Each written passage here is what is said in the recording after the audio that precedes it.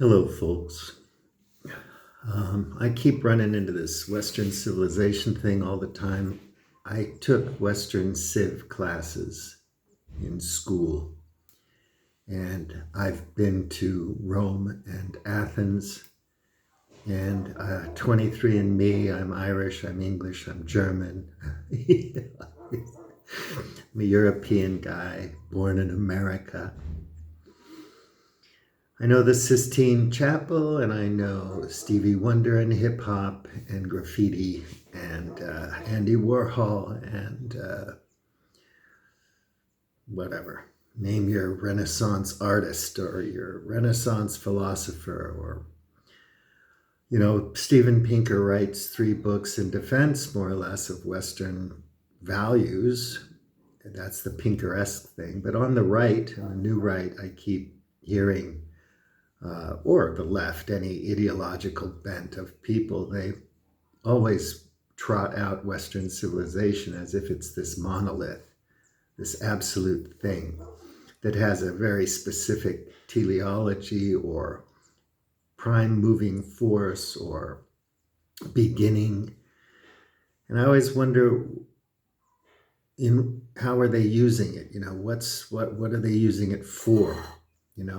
So I asked them, what is it? And what I want to know is what it is to them. Are they Benoit, Spengler, or are they Rousseau and Adam Smith? And, are they German-esque people of a given period of time in history? Or are they British, East India Company, or corporate Americans, and also Americanization, because I've lived in a lot of countries, many in Asia, and I see them as fairly Americanized or Westernized. So are they part of Western civilization? Where do you draw the borders?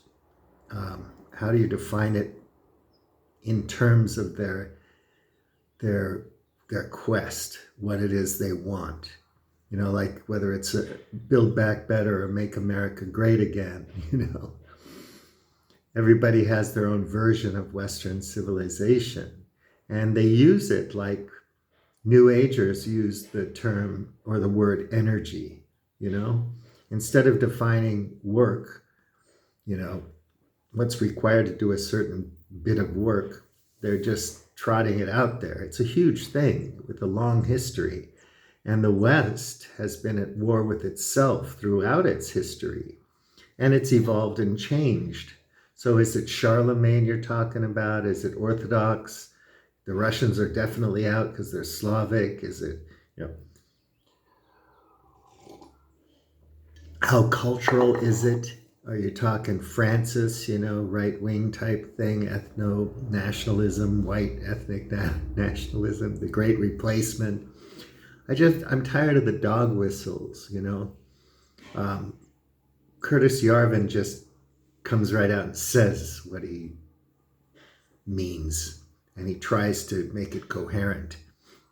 And other people are like, it seems like they're afraid, they have to speak in code or a dog whistle. I want to know what they want. And, if you're going to build a wall around it and define it, is it Handmaid's Tale type of thing or fascist type of thing? The US is a huge empire, and it has a gigantic, powerful military and a lot of police forces, and the FBI and the CIA and the NSA and a lot of those things. It's very powerful. And it can enforce things, but it's also at war with itself. You got the Republicans, the Democrats, they're more or less the same, but they hate each other. And you've got all these different groups concerned with different stuff, and they're at war. So what culture wars, in the culture war, who has to win for you in particular to have won the culture wars? What does that mean to you? And then once we get there, are we sliding towards a better, a build back better, greater, Western civilization. And if we don't win that war, we're sliding into what? You know, Americanized Nigeria, Americanized Shanghai, Americanized Tokyo. I mean, if you want to get purist, you can go live in Korea or Japan for a while. It's very Japanesey there. Now they eat cheese. They used to not be able to digest cheese or drink milk for some reason, but now they can for some reason. And so Americans and Brits can eat Italian food and Thai food now, not just fish and chips, you know, potatoes and corned beef and roast beef and salmon. When I was a kid, our diet was a lot more limited in Ireland and a lot broader in Denver. So I don't know what they're after, and everybody trots out Western civilization as if it's this one little thing, you know, energy. It's energy. And what do they mean by it? That's all I want to know. Because, yeah, you can take your Western civilization course in high school or university, or you can study a MOOC, an open Yale MOOC on political philosophy, and do your Rousseau and your John Stuart Mill. And you can go back to Aristotle and Plato and all that kind of stuff, the whole history of it, Machiavelli and Nietzsche and Hobbes and whatever. And you'll see that the Protestant Reformation that's Western civilization, but it's a different iteration of it. And people have killed a lot of people fighting over this stuff over the centuries, thousands of years. Think about the civil wars in Rome and the various Roman republics and emperors. It's tumultuous, and there's never just one thing. It's always changing. The Jacobins, the French Revolution, Magna Carta, I'm a sovereign man, all this kind of stuff. So just come right out and say it. This is what I'm for. Like, that's why I respect Curtis Yarvin, even though I don't see how that works. But I know where he's coming from. I know what books he's read. And other people that I listen to, you know, they're very erudite, very expert, much more expert than I am. But they're fans. I don't, you know, what do they want exactly? You know, are they really worried in this Francis kind of way that they're being replaced by Muslims? So yeah, I'd say that Islam is definitely less westernized, but it depends. Are you Lebanon in the 60s and 50s? Syria in the 50s? Are you Egypt in the 40s? I mean, are you the Ottoman Empire or modern Turkey? You know, so sliding scale. If radical Islamists get in charge, you have ISIS, and that's a totally anti-Western civilization thing, explicitly so. You know where they're coming from. They don't hide anything. So within our culture wars, I'd like to see people be honest and open and straightforward. At least I know where you're coming from. When you read Francis, you know exactly what he's about. Benoit, you know exactly what he's about. When you read Pinker, you know exactly. Popper, you know exactly. So just ask these people. Sometimes I think the fans of these intellectual influencers on YouTube are just not well read enough, or maybe they should take another MOOC on Western civilization so they understand how complex a thing that is, or political philosophy, and also take a trip to Japan and see how westernized it is and in what ways, and how Japanese it is, how totally Japanese. Korea, South Korea, not to mention North Korea. But I was in China in 1980. It was a very different China than when I was in China in 2003 and in the 90s and so on. Things change for many, many reasons. So what are the changes you want to make and why? And how do you contain that? How do you shape that? How do you make that a thing, a community, a system of government with a economic system? How do you trade? If you're going to be purist, and local, are you going to be Hopi Indian and grow corn because you just can't, constrained by the limitations of the resources in your backyard? Or are you going to be wanting your iPhone and gas from Russia? You've got to decide, man. So yeah, some people think you can't have immigrants because they're never going to assimilate. We don't want them to assimilate. They'll be happier if they're like not assimilated.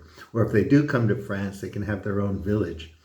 And, we don't go to that village because they're not like us. But we can all live and let live. People want something, they need something, whatever that is, I hope they're clear-headedly working towards something specific and can compete among other groups that want something different in a peaceful, less kinetic, less violent way, right? So Ukraine identifies more with Western civilization or European values or EU or NATO or whatever. And Moscow didn't before all the businesses left, before Starbucks and McDonald's. Is that Westernization? I don't know. I mean, do they listen to rock and roll? When I was in the Soviet Union in the 70s, I traded a pair of jeans for a Russian army belt and a whole bunch of other little souvenirs that I wanted. I was in Yalta and I gave some juicy fruit gum and got a whole bunch of hashish. So, whatever. They like the Beatles, they like rock and roll, even back then. But I had to sit through an ideological class in Moscow when I first got to the Soviet Union, and they had to tell us, the glorious revolution and what it means and their system, so we know. It wasn't a free society. So before Putin fucked everything up, was Russia becoming more westernized? Is there a point where a Slavic nation can be westernized enough to be part of Western civilization? Or were they a part of it 100, 200 years ago and then not a part of it suddenly? How about the Balkan states?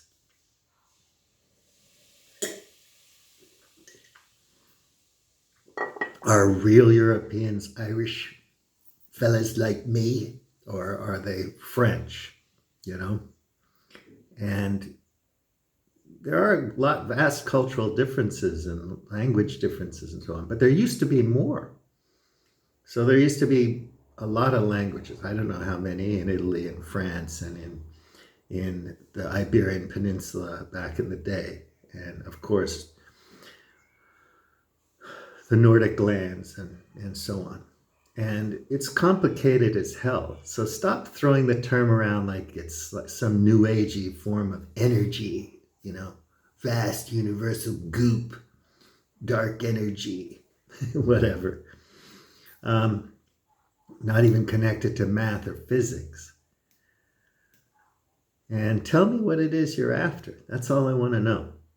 And then we can argue about that, whether we think it's possible or not, and get ideas and learn something. Okay, bouillon tea, out.